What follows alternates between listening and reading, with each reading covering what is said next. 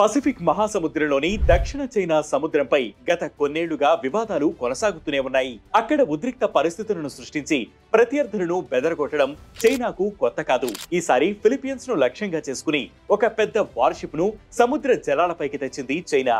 3 Olympic swimming pools అంత పెద్ద సైజులో ఉంటే ఆ వార్షిప్ ను ప్రపంచంలోనే అతిపెద్ద కోస్ట్ గార్డ్ వెసల్ గా పేర్కొంటూ దాన్ని మాన్స్టర్ అని పిలుస్తున్నారు. 12,000 టన్నుల బరువు, 165 మీటర్ల పొడవున ఉంటే ఈ వార్షిప్ లో హెవీ మిషన్ గన్స్ లోడ్ అయి ఉంటాయి. అయితే ఈ విషయాన్ని గుర్తించిన ఫిలిప్పీన్స్ అప్రమత్తమైంది. వెంటనే కోస్ట్ గార్డ్లను రంగంలోకి దించింది. ఫిలిప్పీన్స్ కు సంబంధించిన అతి ముఖ్యమైన స్పెషల్ ఎకనామిక్ జోన్ ప్రాంతానికి నౌక ప్రవేశించిందని, వెంటనే తిరిగి వెళ్లాలని హెచ్చరించింది. కానీ చైనా దాన్ని పట్టించుకోలేదు. పైగా తమకు అక్కడ ఉండే హక్కు ఉందని గట్టిగా వాదించింది. ఫిలిప్పీన్స్ కూడా వెనకడుగు వేయడం లేదు. రహస్యంగా చైనా వాహనాల కదలికలపైన నిఘా ఉంచాయి. దానితో ఉద్రిక్త వాతావరణం కొనసాగుతోంది. తైవాన్ పైన కూడా ఇదే రకమైన వ్యూహాలను ప్రయోగిస్తోంది చైనా. దీనిని గన్బోట్ డిప్లొమసీ అంటారు. మిలిటరీ సత్తాను ప్రదర్శిస్తూ నిత్యం ప్రత్యర్థులను రెచ్చగొట్టడం అన్నమాట. గత నెలలో తైపీ సముద్ర జలాల్లోకి 90 చైనీస్ వార్షిప్లు ప్రవేశించాయి. తైవాన్ ఎయిర్ డిఫెన్స్ జోన్ లోకి అవి ప్రవేశిస్తున్నట్లు గుర్తించారు. తైవాన్ తూర్పు సరిహద్దు వ్యాప్తంగా వాటిని మోహరించి సముద్రం దిగువన ఉండే కేబుళ్లను చైనా ధ్వంసం చేసింది. ఈ కేబుళ్లు ధ్వంసమైతే మిగతా ప్రపంచంతో తైవాన్ కు ఉన్న సంబంధాలు దెబ్బతింటాయి. దీన్ని విధ్వంసక చర్యగా పరిగణించిన తైవాన్ దర్యాప్తు మొదలుపెట్టింది.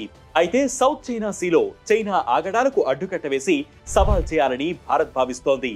ఇక్కడ పుష్కలంగా ఉండే ఆయిల్, గ్యాస్ నిక్షేపాలు రవాణాలో సానుకూలత దృష్ట్యా ఈ ప్రాంతాన్ని భారత్ కీలకంగా భావిస్తోంది.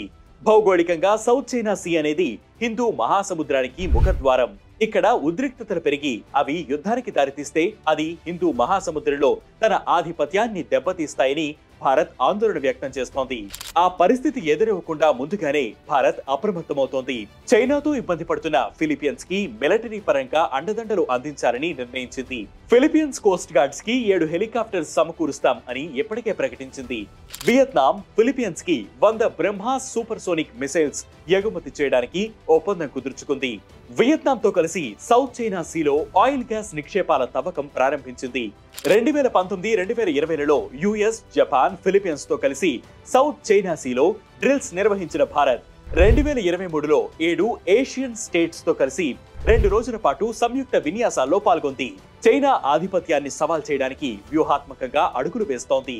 ఇది వాటి ఎక్స్ప్లెయినర్. దీనిపై మీ అభిప్రాయాన్ని కింద కామెంట్ సెక్షన్ లో మెన్షన్ చేయండి. ఇలాంటి ఎక్స్ప్లెయినర్స్ ఎప్పటికప్పుడు తెలుసుకునేందుకు వెంటనే వేటు న్యూస్ యాప్ ని డౌన్లోడ్ చేసుకోండి. వేటు న్యూస్ తెలుగు యూట్యూబ్ ఛానల్ ని సబ్స్క్రైబ్ చేయండి.